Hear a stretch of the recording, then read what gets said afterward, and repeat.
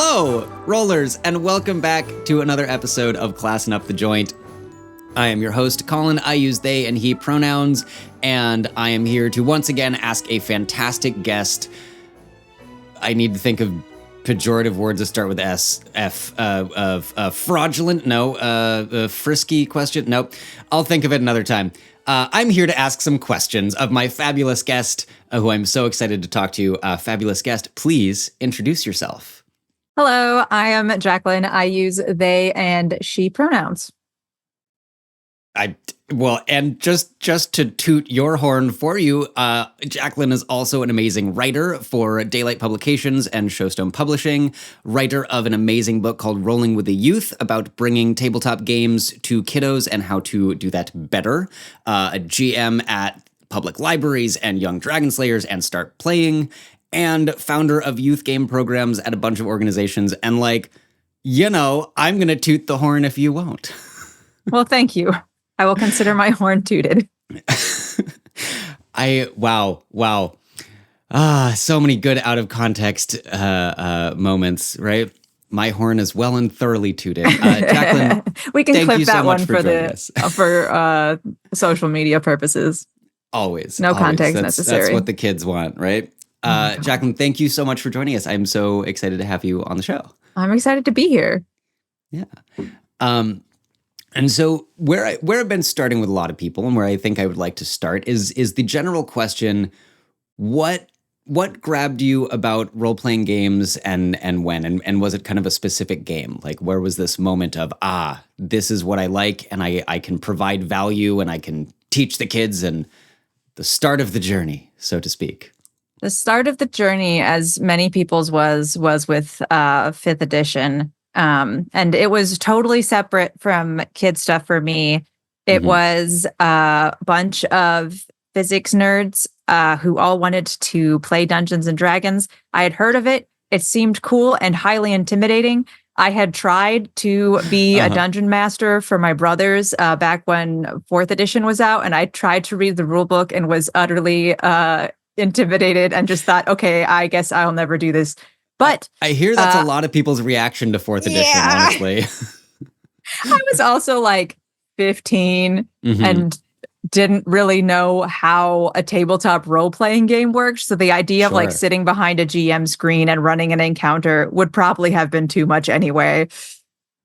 But that said, the first session was what really hooked me. I had the great fortune of having a fantastic GM, my friend Levi, who I'm still playing with 7 or 8 years later. Awesome. They just took us through, did the whole session 0, had us invent the world, draw out the map. We decided, because we were physics nerds, that the world was a disk that was accelerating upward at 9.8 meters per second squared, which is very important for gravitational purposes. Gravity didn't exist. It was just accelerating upward. Yeah. And that became very interesting very quickly. Wow. But just the idea of, we're going to talk about it. We're going to figure out why our characters know each other and what they're doing and what this world is. And I'll allude to this a little bit when we talk about favorite classes. But I'd picked a paladin, and all of the official D&D God compendiums were way too scary, and I just didn't read them. And Levi was like, okay, we can make one up.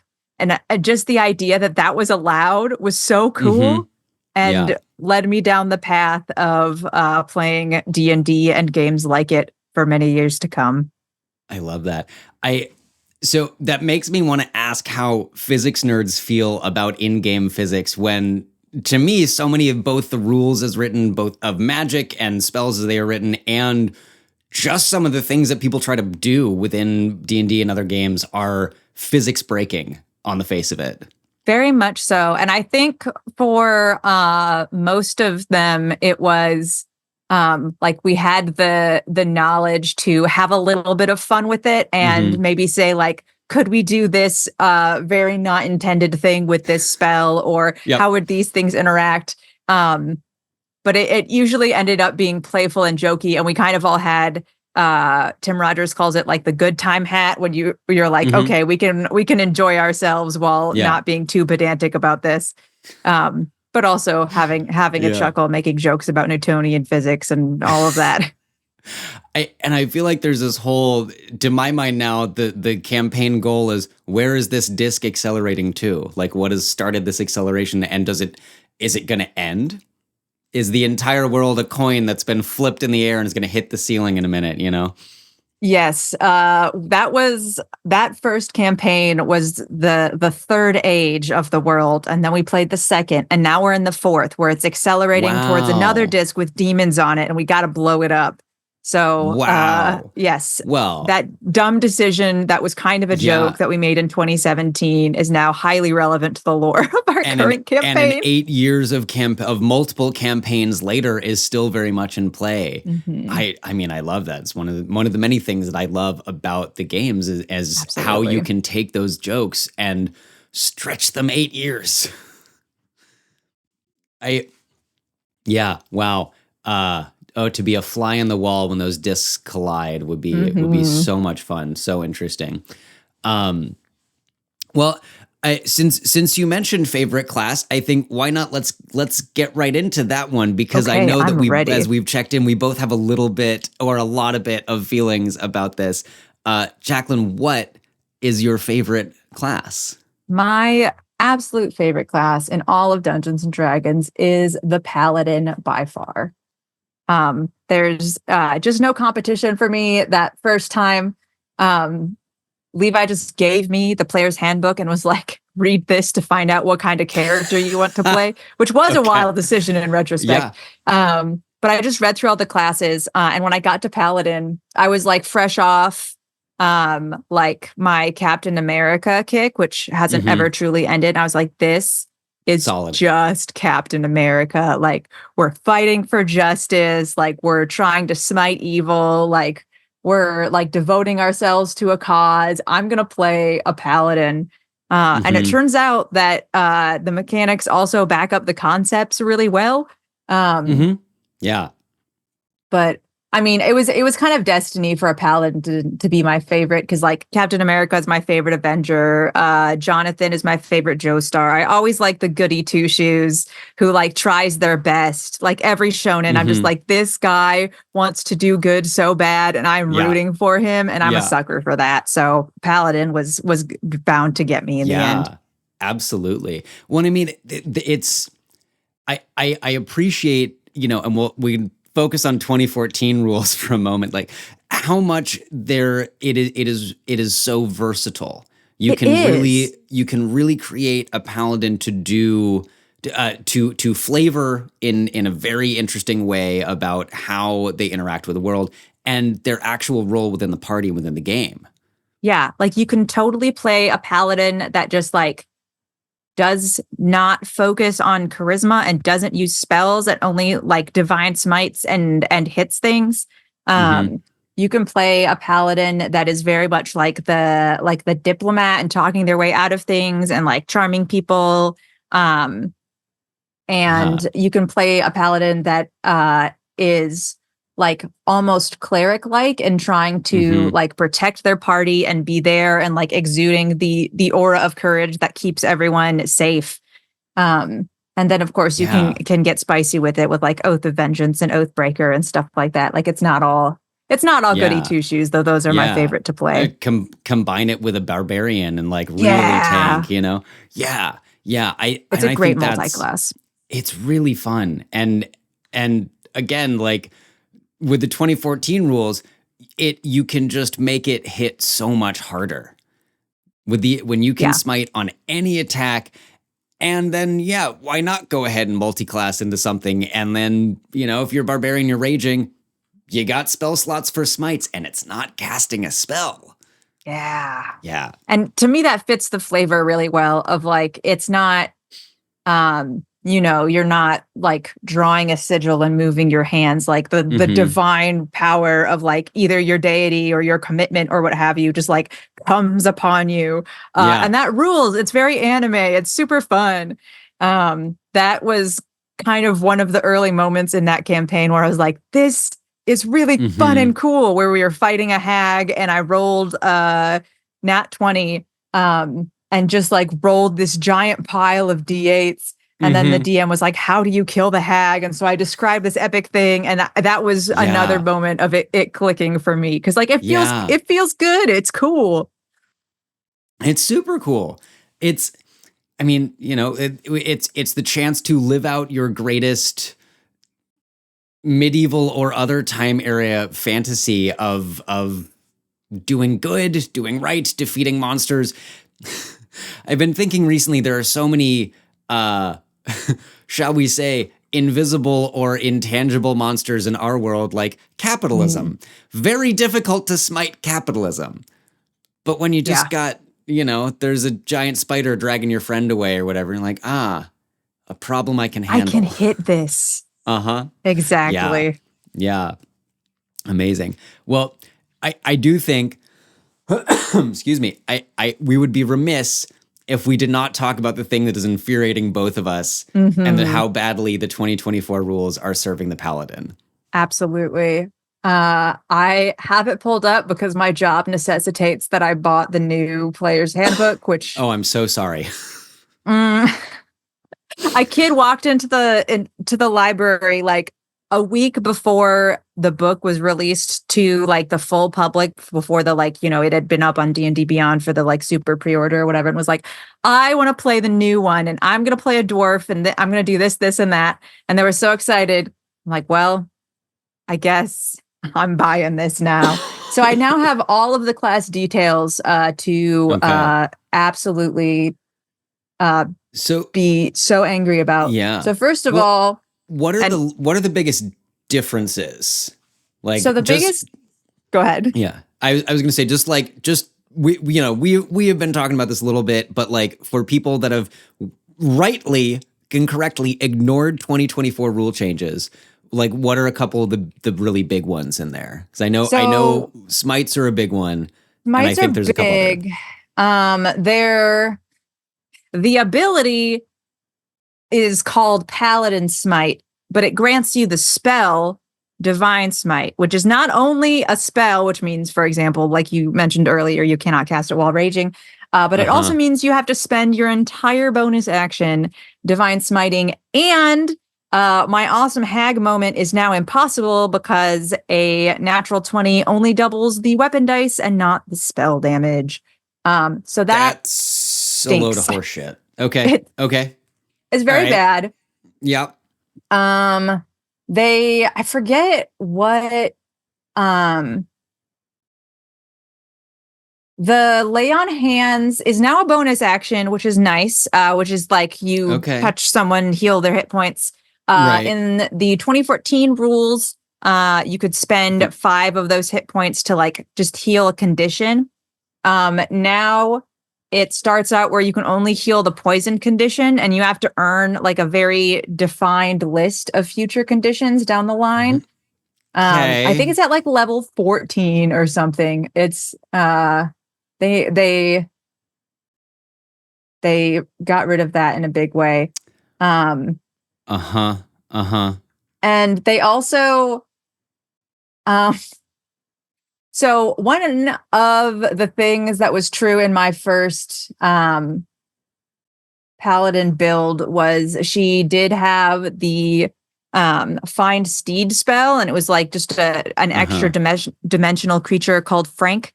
Amazing. And he is great and wonderful. And that was a fun like flavor thing because it is a paladin specific spell, which I think it's one of the only ones that is truly like only available for paladins. I think maybe there's that possibly find greater steed and then destructive wave. Ooh, yeah, something like that. Yeah. No, I think sanctuary is available to clerics and some other stuff too. Okay. Anyway, yeah. Wow. But now you have to take the find steed spell, which is really weird.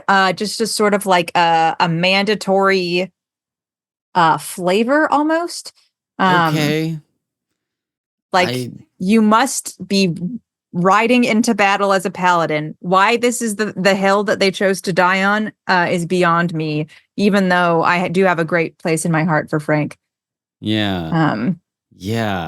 They also sort of like a lot of the stuff is just like basically rearranging things so that the terms are easier and it's easier to teach, which sure, to me it seems like somewhat helpful, especially like considering I have to teach younger people whose focus is much lower. yeah, But some of it is just it's commitment to the point of silliness. Like every time I read D20 test, I want to chortle.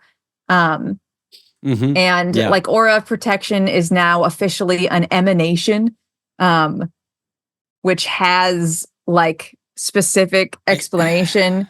It's just area of effect. It's like 10 feet around you, this happens. I don't know that we needed a word for it. Apparently we did. Who knew? They really wanted the rules glossary. They're really proud of their rules glossary, which makes sense. It was necessary. And hyperlinking everything when in its online features. Okay. I'm annoyed about the smites. Like I think that that has really nerfed the damage dealing capabilities and making it a bonus action, equating it with things like banishing smite or blinding smite, the specialized one that do require a bonus action and are a spell, just seems wrong.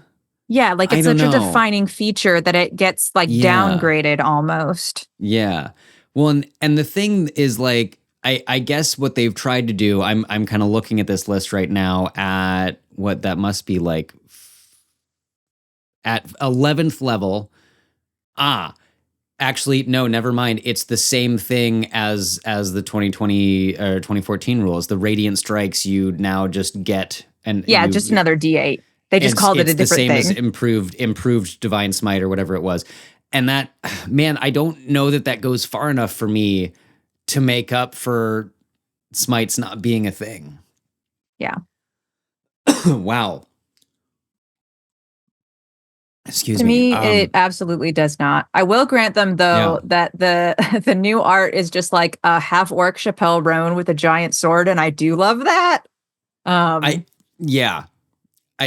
The memes of Chaperone and who was it at like the Met Gala? Was it? Oh my gosh, it wasn't Lil Nas X. It was someone else. Yeah, the Paladins for our times. It was like that. You know what? Yes, I'll take that. I'll take that for sure. Man, I suppose I'm barely willing to see like what new subclasses come out and how some of them change, but I think the base paladin has really been done slightly wrong. Sadder. It's just worse. Almost everything seems to be. I have a friend who utterly loathes Rangers, didn't think it was possible to dislike Rangers more, and then I convinced him to read some of the new rule set, and he was like, somehow they made Rangers even worse, and I don't understand it, and I felt sad for them. Mm-hmm. Yeah. There is something very like vindicating about like a thing made by a corporation you hate, you also hate, and so there's not there's no like mixed feelings there. I'd like to give the designers credit for the fact that this is an insane undertaking in the beginning, but then to see like I don't know people that are excited about the new rule set. I don't think small pieces of it. Sure. A lot of people seem to like weapon mastery as a thing now. Yeah, it's a really cool idea, and it works to like fix a part of 5th edition that was like very much lacking. Yeah. But I think truly as like a formatting and instructional design nerd, I think that the way they've rewritten it is really cool, and I think it's going to be beneficial for people learning it. But it's not going to be beneficial for people learning it because of like the proliferation of 5e and how that's everywhere. And how now there's no way to turn off the new version on D&D Beyond, which I've already, even in the last 2 weeks, run into difficulties because so many young people like only use D&D Beyond to make their characters. I mean, it's infuriating. My hope and assumption is that it's going to lead to other like simple character PDF and like other online resources, you know, I talked about Demiplane with one of my last guests, and this is this new site where it has, what did we looked at the library. It has the Cosmere RPG. It has a Pathfinder system. It has now I have to get back to Pathfinder and Starfinder, Daggerheart, the new Critical Role one, Marvel Multiverse. It has Candela Obscura and Vampire the Masquerade. Right, so it's collecting a lot of these larger kind of indie games onto its site, and my hope is that that will continue, because I think a lot of us want to move away from official Wizards content. Yeah. You know? Very much so. And Wizards is at many points making it easier and easier to do that. Yeah. Wow. And I kind of hope they keep messing up. I gotta say, I kind of do too, because it might lead to Hasbro then deciding to sell, and maybe, you know, I don't know, people that care about the games could take it over. If we're getting into wishful thinking, we might as well. Yeah, that was not a possibility I'd even floated, but that would be so interesting. Oh my God, like just a third era after TSR. Right? There could be this whole world where Hasbro's like, you know what? We thought this was going to make us money, but it's not.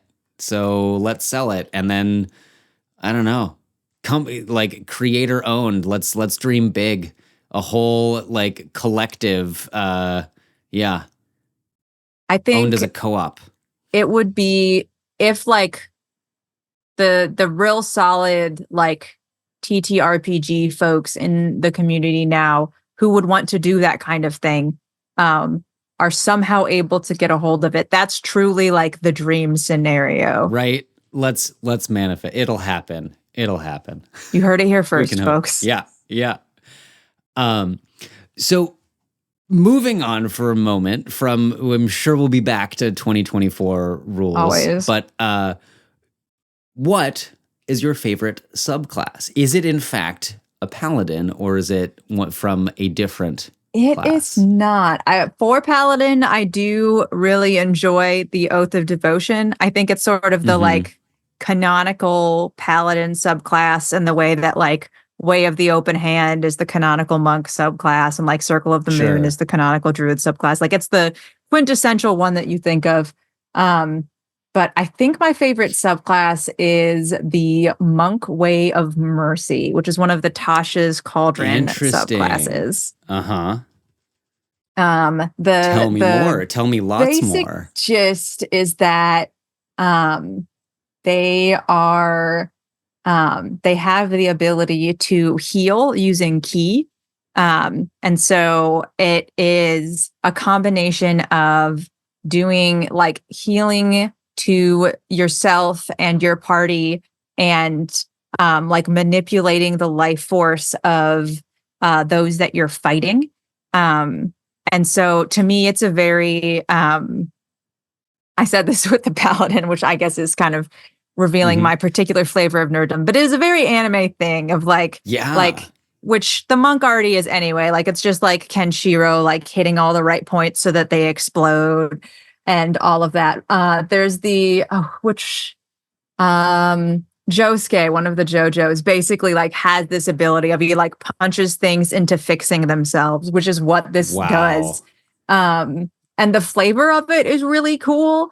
You get this mask, which some people just flavor as like a plague doctor mask, but it can be like a skull or a raven or like the like crying, laughing face. That like is just part of what you do as this monk. You can heal people by like hitting the exact points and manipulating their ki. You can end diseases by like using that ability. And then once you get like super high level, you can just use ki to bring someone back to life. And it like takes all of the conditions away from them. There are like some limitations around it, and it does cost a lot of key points.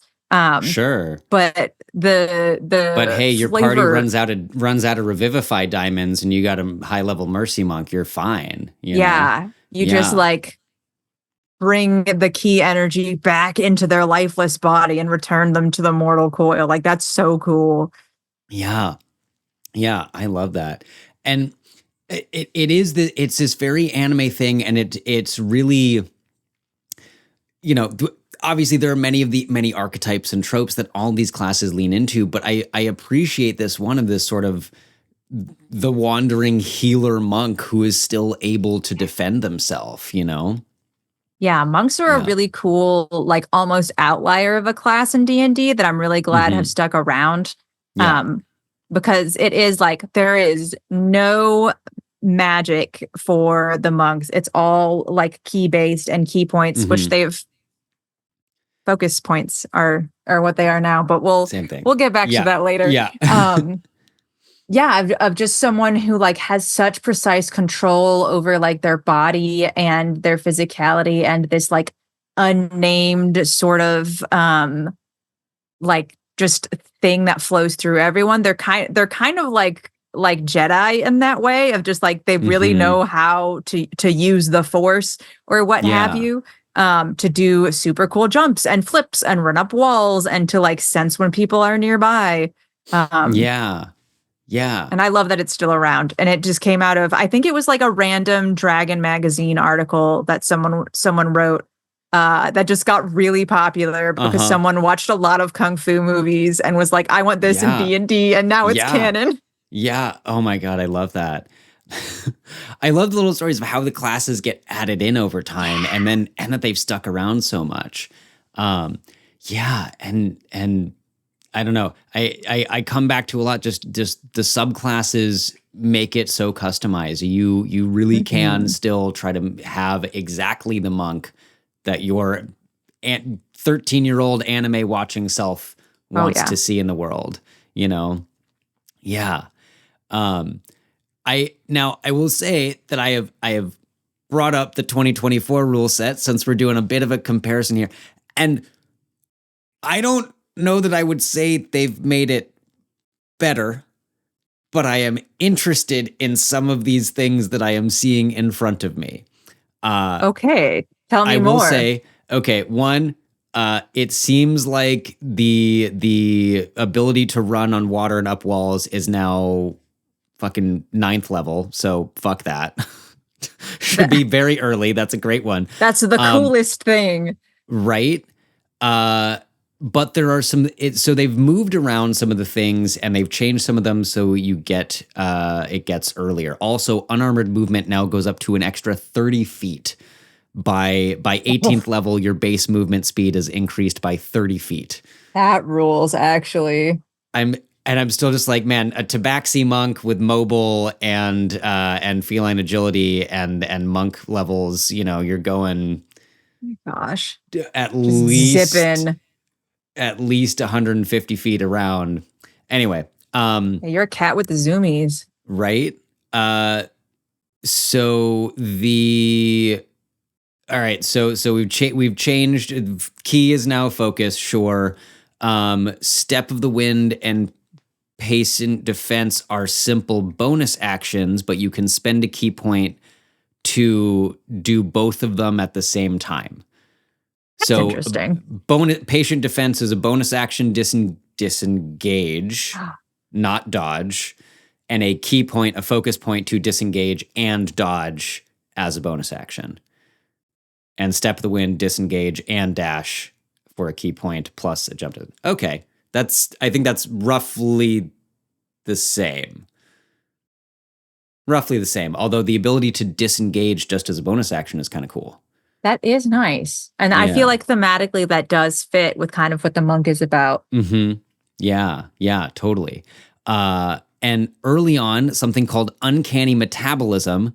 When you roll initiative, you regain all of your expended focus and roll your martial arts die and regain hit points equal to monk level plus that die.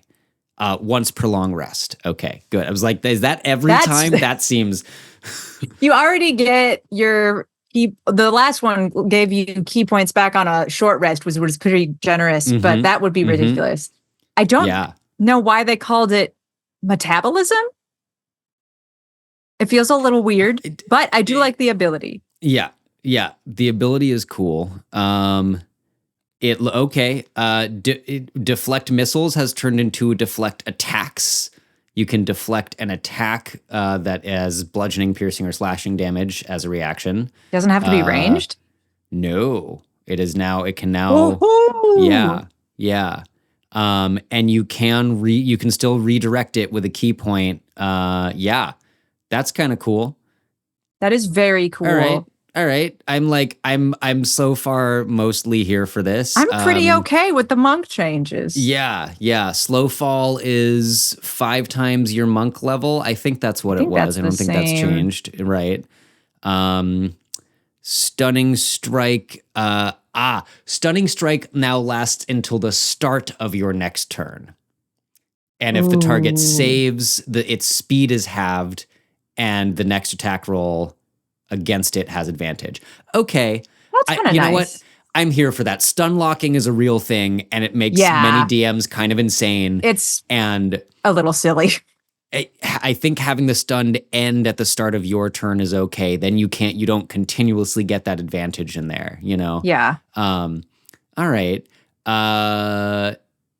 And then I guess this is the equivalent of the magical damage. You at whatever level, when is that? Let me get back to the reference. Empowered strikes, 6th level. Actually, early on, you can choose to have your attacks deal force damage. Cool. Anyway, yeah. So, high level deflect attacks can do any damage type. Not just saw that. Yeah. That's cool. You could flavor that in lots of interesting ways. You know what? You're basically a bender. You're just like, I'm going to bend this fire back at you. You know, I'm going to say it. I think I might like the 2024 monk better. This is pretty cool. Yeah, I'm leaning towards it. This is one they did not fuck up. I will give them that. This one, I'm actually kind of here for this. Nice job, creators. And I think I'm kind of like skipping down to what they've done with open hand as well. I think is roughly the same and minor improvement. Wow, great. Well, that was encouraging. Yeah. I was not expecting that, honestly, at all.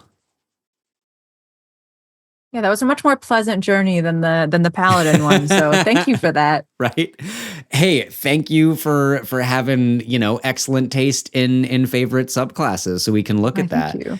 Yeah. See, and I think a lot of the subclasses haven't quite been updated yet, or they're coming out slowly, but like I just want that the legacy, the 2014 Way of Mercy on top of a 2024 base monk. I think that would be interesting. Yeah. Okay. Well, we love occasionally finding things that Wizards has done right. Fantastic. They're still good. Yeah. I like it. Yeah. I'm shifting away from that for a little bit, but like hopefully a good tangent. Let's see. So one of the things that I've noticed, one of the things that kind of aided me really in getting started is the proliferation of games across the internet, across electronic space, right? That not only through D&D Beyond, especially in its before it was bought by Wizards days, but Roll20 and Start Playing and all of these things. And I think it's really shifted things in a way that now if you're the lone kid in your little Midwest town who the only one who's interested in D&D, you can find community. And it might not be the same as going down to your local game store the way it has been for 30, 40 years, but you can find it. And as someone who does a lot of games, my sense has been both electronically and in meat space, as the kids, I think, say. Kids once said it at a point. Sure. Do you think that do you prefer one over the other? Let me start there. Oh, that's a really interesting question.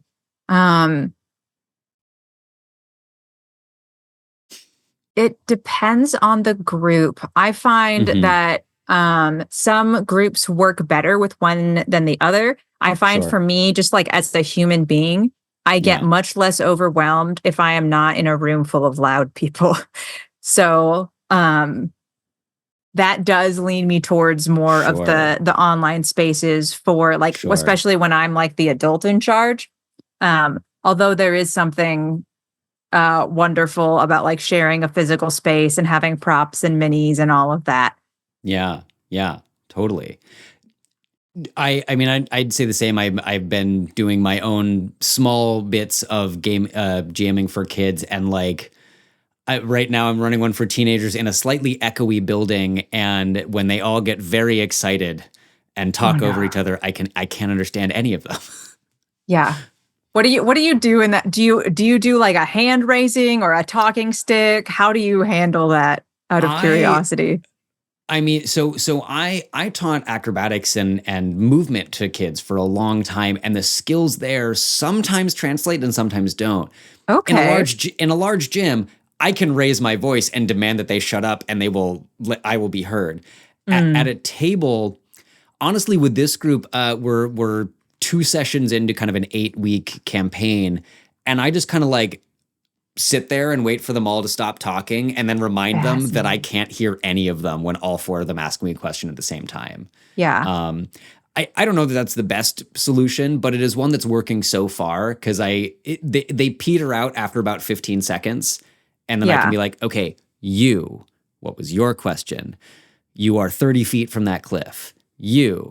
No, you can't do that with that spell. I'm sorry. That's really not how it's designed. You can try to do this and roll for it, but you can't do that, and kind of go around.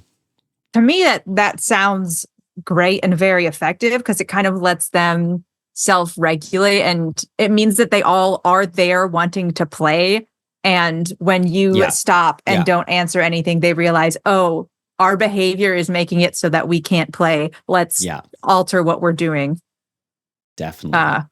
Which is great.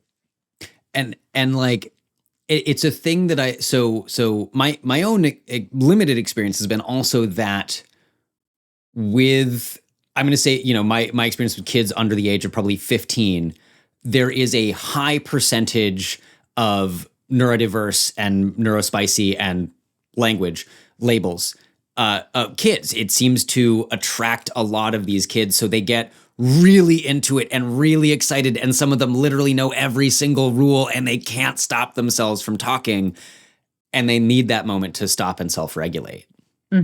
Yeah, very much so. And I think it's helpful when like you can recognize like their excitement is not bad or annoying. It's just making something difficult to do right now. And to say like, hey, it's awesome that you know all of the grappling rules. We did figure that out already. But then there are occasions, which I love when like I can start to encourage this. And then when players start doing this with one another of like, oh, that's a really good question. Does anybody here know what the damage die is for a scimitar?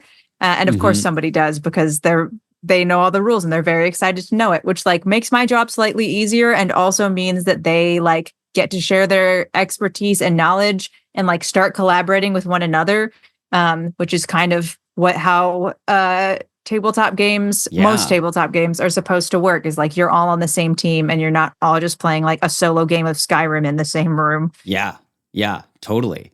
I mean, nothing wrong with a bunch of people playing the solo game of Skyrim in a room, but it's very different than having a party and interacting in the same way. Yeah.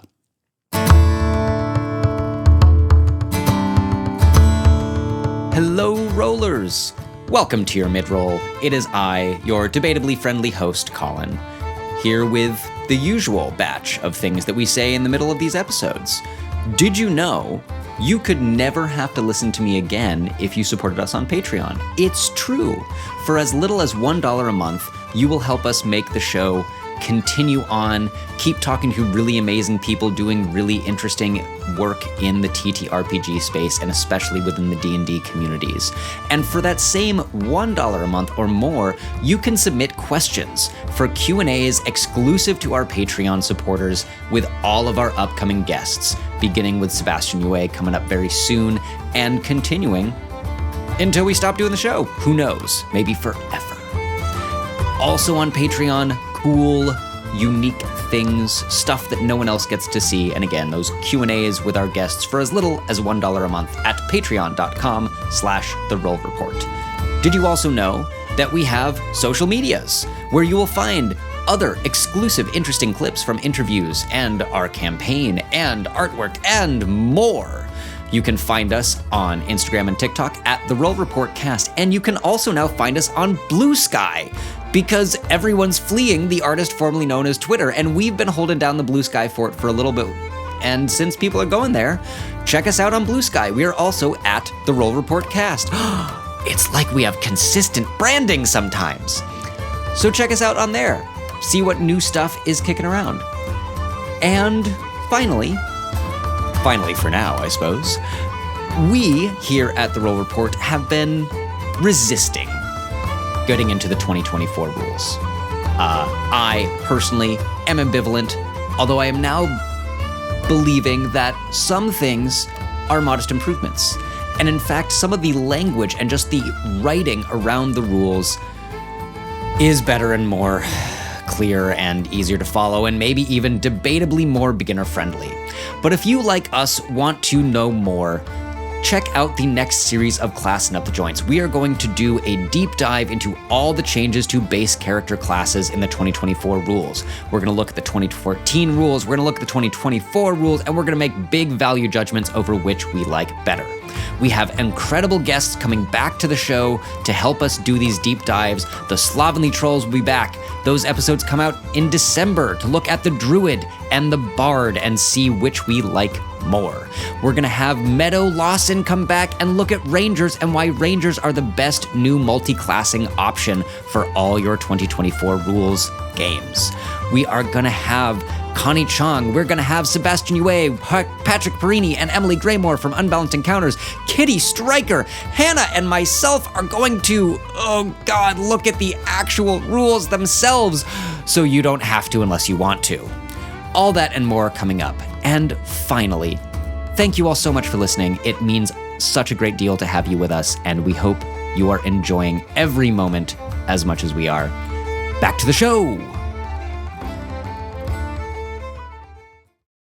Have you found that you can grow authentic connections and community through things like Start Playing and through an online community in the same way as for example, your work like at the public libraries?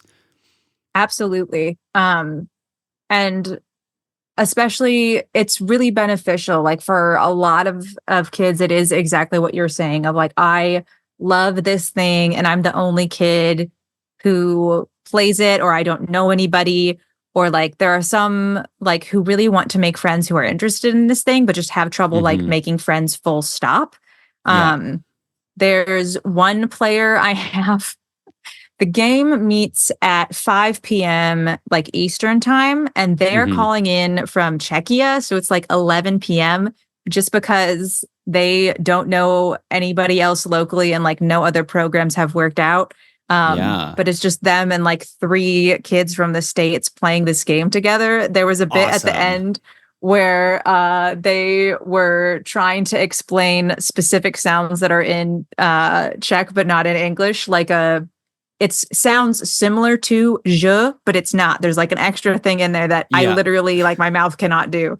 But they were just like chit-chatting at the end about how language worked. And I do find that is the case even in online spaces where the ability to like be in your home surrounded by things that are comforting to you and to have like an exit strategy, which is just clicking a button instead of having to like wait for your mom to pick you up or like exit a conversation, which a lot, even I don't know how to do that sometimes. and then there's a structure to it within the structure, which is Dungeons and Dragons, where you can know what the rules are and you can know how it works and know what to expect, because a somewhat open-ended like social club, or we're gonna like sit on the sidelines of a football game and talk to one another. Especially for a lot of like maybe neurodivergent kids, like just that's a skill that doesn't come easily. And so through playing these games and having side conversations and getting to be joking with one another in character, they do forge these bonds. And sometimes like it's a problem for me because we have like, say, a 90-minute session and they've spent 20 minutes talking about their favorite Pokemon cards at the beginning. And I'm like, we've got an agenda, but we don't need to. Like, they're having a good time. And it is really cool to start, especially with a group of kids who don't know one another, who slowly over the course of sessions and sessions are really excited to play with one another and will talk over me, not to talk about their character, but to say like, what do you think of the latest episode of Murder Drums or whatever? Yeah. I mean, there's a way that I'm kind of like, the kids are there if they want to talk for 90 minutes out of our 2-hour session, like I kind of cannot stop you, and then we play less D&D, but you're having a good time. But yeah, when that's what we're there to do, it's there's a balance to be found. For sure. Especially in a scenario when like some want to chat and some want to play. Sometimes that is one thing that's really nice about online spaces, is you can redirect to like maybe put that in the chat or in one of the channels in Discord. I think Discord is a really great tool because you can delineate like, this is where the memes go and this is where the genuine questions go and this is where the important links go. So it doesn't all get lost in like a Zoom chat, for example. And they can have their side conversations. I'm curious. This is a thing that I've kind of been thinking about with my approach to working with kids, and it is sort of under a certain age, they probably don't have a D&D Beyond account. They probably don't have a way to build a character necessarily, and I have like kind of ethical questions about being like, yes, let me just invite lie you to and my say campaign. You're 13. Yeah. But and I guess where I'm going is sort of how do you prefer to run character creation in campaigns, and is it different for different ages? Because I believe you've kind of everywhere from low single digit ages to adults, and obviously the approaches are very different. But I think with under 18, with teens and kids, how do you go about navigating some of that? Just, we're a very litigious culture, and it's kind of a precarious space to be in authority over kids and have them in an online space, I guess. That was very long-winded. I heard like two sort of different questions in there. One about like character creations and one about being like responsible for kids. Am I understanding that correctly? I think they are different question. Yeah. One, I think the first one is what is your preferred method of character creation if you have kids that maybe are too young for D&D Beyond, or again, just like have those questions about, should I have them in my campaigns on this website?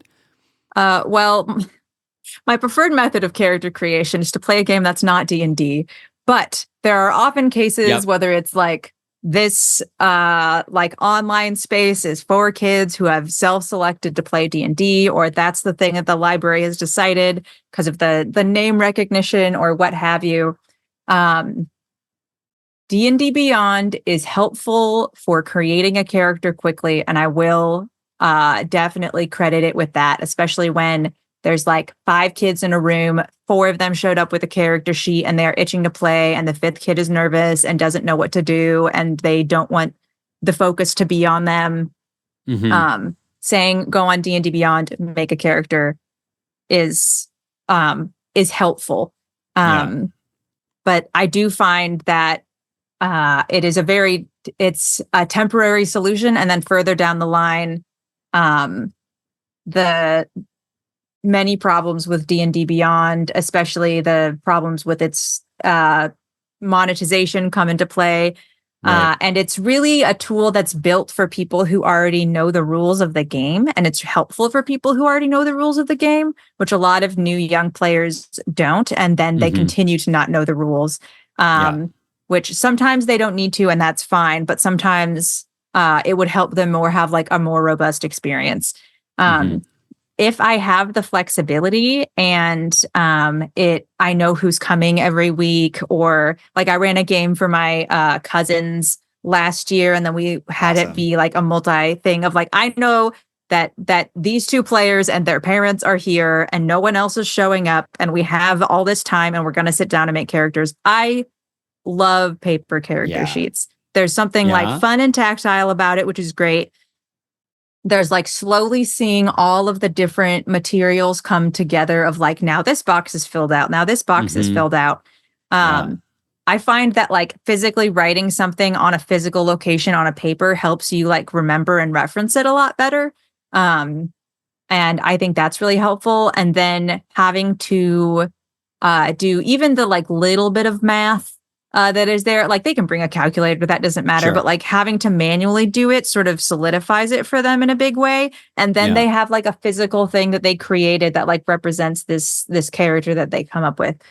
So that I do enjoy. To address sort of the weirdness of like younger kids with tools like that, I will typically go to like fast character and I will generate one for them and either like print it off or share the screenshot or whatever.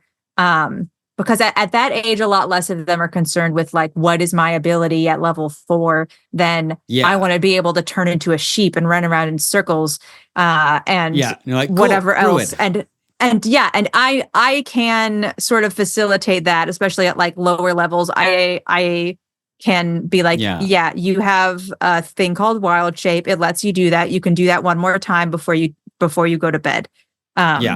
And I can know those things and they don't have to, and that's fine. For ages younger than maybe like 8, I don't think like no matter how enthusiastic they are about the concept, I don't think Dungeons and Dragons is a good fit. There are some cool hacks of it that I haven't personally played. There's a Little Bit Fierce. I forget the name of the other one, but it's one that's like modular where you can play a full character if you want to know all the rules. You can play a simplified character if you know some of them. So like younger and older players can play together, which I think is really cool and really great for families, especially with siblings who all want to like do the same thing together. I think I'm going to add here, I think there are a number of homebrewed or third-party content classes and subclasses that are designed in a similar way where you're like, there's main character and sidekick who has some amount of abilities and things, and either one player can play both of them.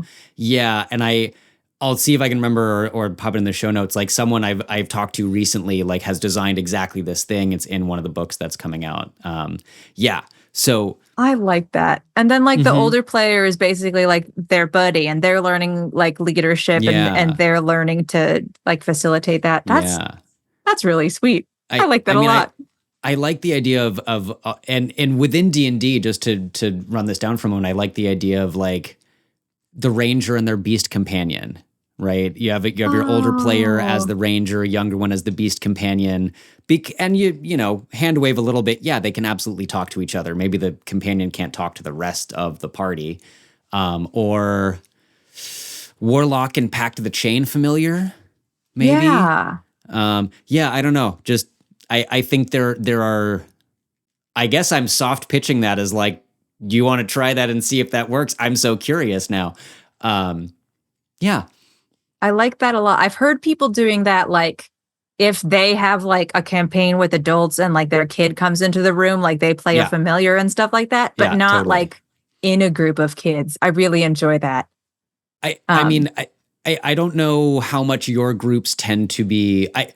Usually with kids in the classes of all ages and schools and all the things, we keep them relatively close to the same age. But if you have a group of 13-year-olds and one of them's like, hey, can my 9-year-old brother come and hang out with us? And you're like, yeah, make them the familiar.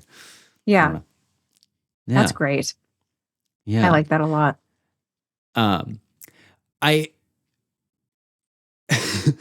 I've had a number of like very interesting and odd experiences with my young players, and I'm curious if they're I don't know, favorite's a weird word, but are there like a particular like particularly memorable campaign or session or moment within any of your let's say your more recent kids games, because I feel like you've got a huge wealth of body of knowledge to choose from there.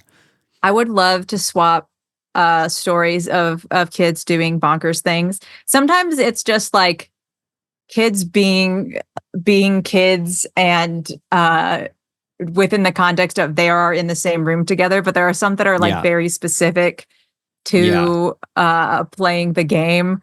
Oh my gosh, always adopting every NPC they come across. Either adopt them or kill them. Yeah. They live in a world of extremes. And sometimes adopt means like this winter wolf is your pet now. And sometimes adopt means like this guard is now the ranger's boyfriend and the ranger like piggybacks on their back. And they have the stats of a mount now. Amazing. Yeah. Why not? Yeah. Mm-hmm. Or, man. There are so many, especially younger players who will come up and have this like whole concept that like truly doesn't fit anything. Mm-hmm. One young player who had never played D&D before showed up and said, "My character is named Penguino El Primo. They are half penguin, half human. They can summon an army of penguins. They have mage penguins, ranger penguins, and fighter penguins. And they fought in the 500-year Penguins War and had this whole lore for this character." And I was like, "Oh, that sounds kind of like you're playing like a druid." And they said, "No, I'm playing a penguin." Yeah. Wow. And I said, like, cool. "I will make that happen for you." And Penguin I gave them Swarm Keeper. Yeah. Yep, we got exactly. You know? I just re-flavored the already existing stats because like they are not invested in like the precise rules of D&D. They're invested in their penguin swarm. They want to be able to summon an army of penguins. And you're exactly. Like, yeah. Do you think that GMing for kids forces you to be more flexible, both I would say in your approach to rules and in just how instantaneously you have to be like, yes, and we'll flavor it like this? Yes, inevitably. I think the sort of adage among DMs in general is that your players will always like do the unexpected. But kids will just do the most bonkers off the wall stuff. And they won't engage with things that you think are like interesting and cool and that you put time in, and then they will engage with like the most random. Like they walk into a room, there's a skeleton with a glowing light inside, which is a will-o-wisp that they don't know that. And they decide that they are going to like drag the skeleton away, and they're convinced that the skeleton will come back to life. So they like destroy the skeleton by every like spell they know, and then they smash it with a boulder, and then they plunge it off a cliff. And they were having such a good time with this that they were completely ignoring this like very important will-o-wisp that had like a secret to tell them. But they had a good time, and they all got to show off their cool spells that damaged the skeleton terribly, even though that was never the plan. Sure. And then they're like, they stand watching it tumble off the cliff, and like the wisp pops up and is like, "What you doing?" That is exactly. I was like, it makes like a little laughing noise as it bumps up and down. And then they're like, let's adopt the will-o'-the-wisp, which of course they named it. Of course they do. They fluctuated between naming it Jolteon and Zappy, which is, peak. Who needs fantasy name generator when you have small children? Yeah, it's perfect. It was amazing. They adopted a polar bear and named it Jeff. Why not? Brilliant. Oh, I love it. Wow. What are some of your, if you don't mind sharing, like fun kid experiences? Because I love hearing about other people's experience running for kids. So kids showed up to a game. Was it last fall or the fall before? Similarly, like not as absurd as the penguin, but said, okay, I want to be a 3,000-year-old dwarven ghost. And I'm going to use like the reborn custom lineage thing to flavor, but I want to be a ghost. And I want to like be a survivor of this time. Like the orcs massacred my people. And so I hate orcs because they massacred my people, not because they're evil, but because they massacred my people. It's very clear on that point that he totally got that orcs were not just automatically evil anymore, but, you know, and just had this like long, detailed backstory. And I was able to tie it into, I ended up running Forge of Fury for them. So it was like, this was not your people's mind, but you have spent some time here. And so you can get a lot of extra history rolls and advantage on checks to learn and remember lore about this place that ended up playing into the campaign really heavily.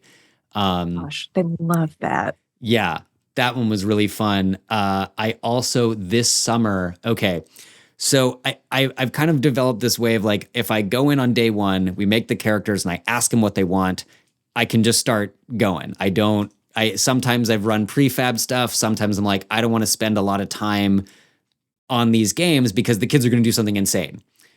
And so we ended up kind of cobbling together several one-shots that I've built in a loosely Western fantasy setting. And their final job was to prevent the re-election of a corrupt mayor. And the cleric hid under the stage and spam casted Zone of Truth until the mayor failed his saving throw and read the truth of his stump speech. It's my fault that the mines closed and the union was crushed and we murdered all the union leaders. I mean, we murdered everyone. Both for me to play that moment and for him to have this plan succeed. That was really good. That's awesome. And the game that I'm just getting going with, again, kid came in at session 0 and was like, I want to be a robot that dies 1,000 deaths. And every time I die, my consciousness goes back to my secret warehouse and is reborn in a new body. And I remember everything up to the moment of my death. And then my new body has to go find my old body. I'm like, yes, of course. Of course we have this weird Warehouse 13 adjacent robot character. And now I'm sure my kids won't listen to us, so I can say, now I'm like, this is going to be the crux of the whole campaign. They want to do some weird tower defense thing. And so the bad guy is going to find the warehouse, activate all the robots, and they're going to have to defeat all of his bodies, and he will not be able to regenerate anymore. That's so good.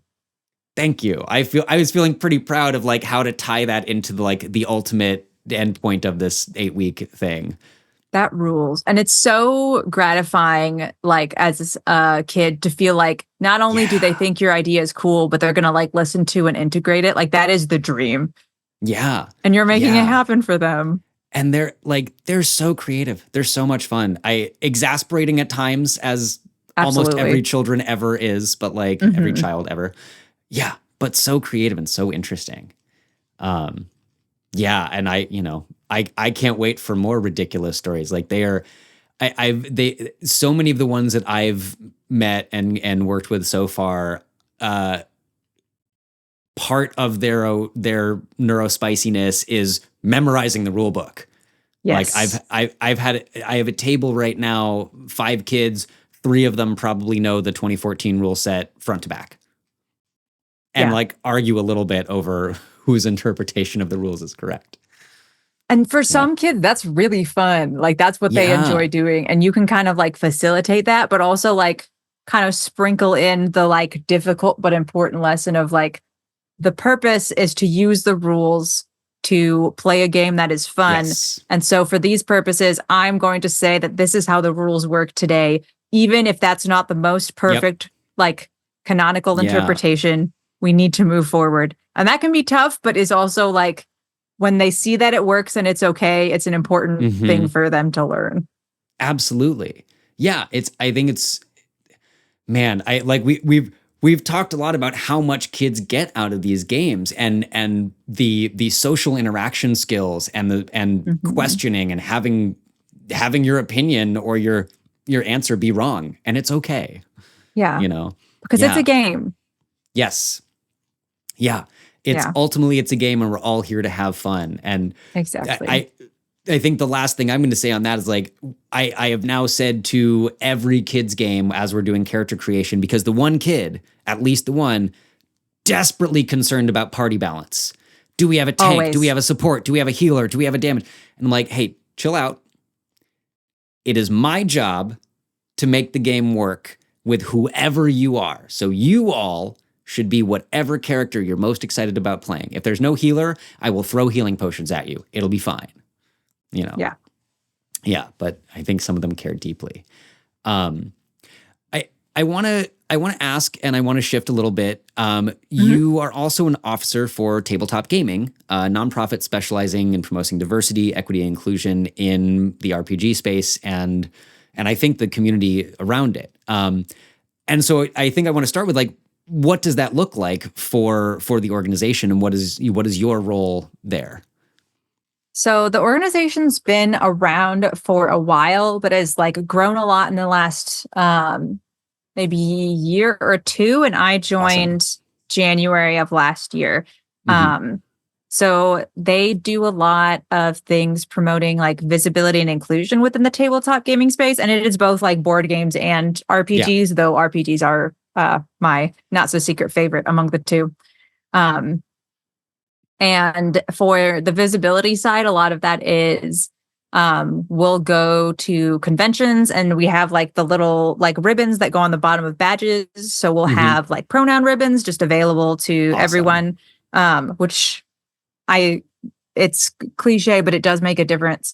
And like a particular identity, like flags, and just little ones that say gamer, GAY, gamer, and ally. And on inclusion, there are a bunch of different things, like the safe space program is for like retailers of like your FLGS, taking steps to be clear that like they're a safe space, and like doing education on themselves and their employees to make sure that is the case. There's a podcast interviewing like queer creators within the gaming space. And then there's the game nights, which just give a bunch of free board games to like LGBTQ community centers, and people volunteer to like explain how the games work, and just like to bring the like world of games into queer spaces, and the world of queerness into game spaces, and to highlight the places where those already exist. My role with it is I help out with all of the things. All of the officers are asked to like come to a certain amount of conventions, like come to meetings, do the thing. My specific role is social media. So any of the little graphics and captions and doohickeys is all me. Cool. Just getting the word out. And it's really cool. And it's really cool to see like every single day, like sitting at the table in a convention, there's someone who's like, I am so glad that you are here. And that is truly like the best response you can get. Absolutely. At the risk of bringing politics into it, have you or the organization felt pushback? I would imagine the last couple years, and really maybe within your time within the org, but my hope is no. I don't know. It definitely depends. I don't know if I need to say this, but it is worth saying that my thoughts are mine and not those of tabletop gamers. Always worth saying, but depending on where it is, sometimes there will be more or less support from a convention or from an organization. Some are like really excited and will donate the space in the exhibitor hall, or like give us a room, which is really cool because they want more like queer visibility at their event. There are sometimes, especially when like if we are in an open space with other tables, or if we'll sometimes do like pin bazaar pins where you can like collect and trade them. And someone will clearly be walking up with their little map of where all the pin bazaar pins, and look up and see rainbows and just leave. Like they'll just turn around. They're like, oh no, this is not Okay.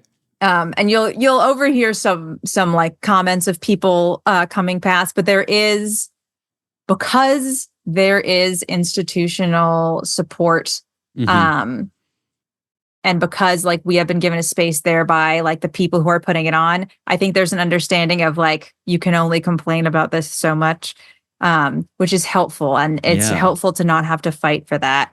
And yeah, I think I've done work. The first youth campaign I ever ran was with an LGBTQ youth group, which I'm still a part of. Awesome. And there has definitely been more pushback, especially whenever there's a political issue. The pushback against it tends to begin with, "Won't someone think of the children?" And the kids are all like, "Yeah, we're fine. Get out of here." Yeah, they're doing great. All of their tiefling bards are having a really fun time, and they want you to leave them alone. Yeah. But yeah, I have seen a lot of that, especially in recent years. But like when there is a space where people of any age can like know that they're safe and supported, it is incredibly valuable, and I love being a part of making that happen. Yeah, absolutely. And I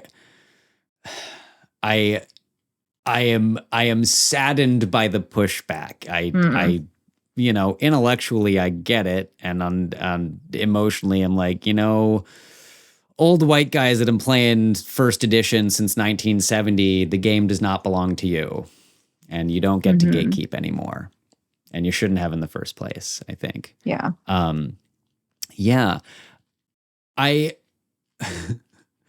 Maybe this is a weird question. Maybe this doesn't make sense. I'm ready.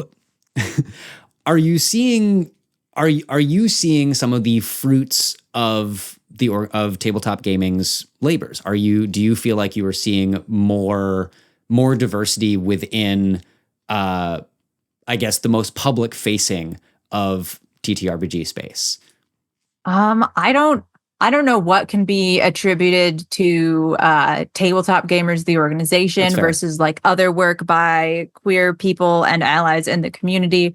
It's hard to tell always, especially when it's something so like esoteric as like a cultural shift. But I do think that it may be a bias of like the people and creators that I choose to listen to and spend time around. But I feel like I have seen more queer people fighting to say like, I belong in this space, and I'm not going to belong in this space by hiding who I am or being behaving in the ways that you want me to, that make you most comfortable. And also people, allies with power in those spaces, like insisting on equality and on changing things, both in like, here is how we are going to include the people at this physical table. Here is how we're going to run the community guidelines on our Discord. And like, here is how we're going to phrase things in our game rule book, and think thoughtfully about how things like gender and relationships interact in our world. And it's ongoing. There's always no one. People agree that things should be better, but no one really agrees on how. Whether or what better is. It's just to say better to whom? What is? Yes, absolutely. But I'm seeing it, and I think it's awesome. I agree. I feel like I'm encouraged seeing queer podcasts and actual plays, and like very specifically like that is their purpose. And the same in ethnic diversity and absolutely. It's not just it's becoming a much more intersectional space, and it's not just for like white able-bodied queer people or fill in the blank. Yep. And it's so far I feel like my own experience and interaction observation, it is trying to think of the right words. It feels truly intersectional in a way that not many other spaces do. I think a lot of other spaces, especially more overtly political ones, fall prey to infighting. And who is more progressive than whom, and we have the right way to tackle this societal problem. No, we have the right way. And my perception has been that the gaming space is a little bit less focused on that and a little bit more like, no, we're just here to say that these games are for literally everybody. That's a I don't really know if good that matches observation. your experience. Yeah. I think to an extent, yes. Because like when all you're focused on is like the thing that brings you together, like that's the thing you talk the most about. So if that is like identity, that becomes a big point of discussion. And like if that is a continuous thing, there's going to be disagreement of like how we should or shouldn't do things. But then when there is something that is external of like, here is a world we're playing in or a game system we're exploring, it's kind of like there are some people, especially I find it with like with my dad, for example, he will have like an all right conversation if you're talking to him face to face. But if you like go outside and go on a walk or are like building something together, that's when like those tend to be the deeper conversations because there's like a different thing to focus on and the silences don't feel awkward. And I think that is part of what games can do both on an individual, like during a session, what conversations can happen, but also like as a community. There is a little bit of like breathing room when it's not just focusing on the issues that are important to you, even though they're still important. And there is value in those places and in like activism and things like that. And those need to happen. But it does sometimes lead to conflict or infighting or because it's hard work. It's difficult. And so if it was easy, it would already be done. Yes, it would. Hey, if ending capitalism was easy, we'd already all be in a socialist utopia, we hope. My housemate likes to say that like fighting capitalism is so hard because capitalism provides you the tools to fight it. Like, oh, you want to protest? Hey, well, we got poster board right over here for a special, and you need some markers? We got some paint markers over there, half off. Oh, you need some sticks to carry those signs? Yeah, we got wooden dowels right over here, but you got to buy them. Yeah, would you like us to market some T-shirts about? Yep. Yeah, the issues you care about. Woof. Now I feel like I want to like end on a slightly happier note. Than capitalism? Than capitalism and its horrible effects on all spaces. Wow, I don't know. What is your if I'm remembering correctly, you've also introduced younger players to other systems besides D&D. It's true. It does happen once in a blue moon. What is your favorite other system? My favorite system to introduce is the Fate system by Evil Hat. It has a lot of flexibility in its setting, which is helpful. And it does mean that like creating the setting can be either a more collaborative process or it's more flexible. Like it doesn't need to be designed towards something. And the way that characters and roles work fits much more intuitively with like a storytelling framework and the way that like kids think that games should work of like, well, I know all about this military encampment because that's part of my backstory. And so when I roll to infiltrate it, it should be easier. And like sometimes games codify that and sometimes they don't. But there's a system within Fate called aspects where you basically like write your own descriptions that become like mechanized within the game, which is really cool. Yeah. Awesome. I love that. Man, I feel like now that just like a compendium of kids D&D stories is something that I'm deeply interested in. I don't know that it should live on a subreddit because of what Reddit is becoming, but a subreddit adjacent space for because there's so many like just D&D stories on the internet, but something about kids D&D is so chaotic and wonderful. And wholesome. It's really good. There's so many of the am I the asshole or is my DM the asshole? My player, my DM ruined our X year campaign. But like, I feel like all the ones about kids are going to be like, my kiddos tried to do something utterly insane and it broke my brain and the game in the best way. Yes. And it's going to be so much more wholesome. Let's make this happen. I don't know where it should live, but it should live somewhere. Heard it here on the Roll Report first. There's going to be a compendium of kids' stories somewhere. On that note, I think amazing. Jaclyn, thank you again so much for joining me.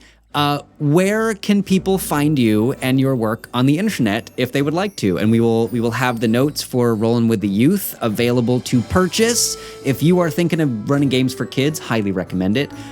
Where else can people find you or your work? You can find me on the various social medias of the internet at Wrangler of Chaos, because that is basically the best description for what I do. Rolling with the Youth is available through Indie Press Revolution. There are community copies available, I believe, on itch, if that is a barrier to you. If you go to any of my various social medias, you'll see my knockoff link tree linked, which also has contact forms. If you have a weird question or a fun story, or you're like, hey, how might this work? Or looking for resources, I'm always happy to share with folks. Yeah. And we'll put all those links in. Thank you so much for joining me. What a delight and a pleasure to share stories of our insane kiddos. Thank you.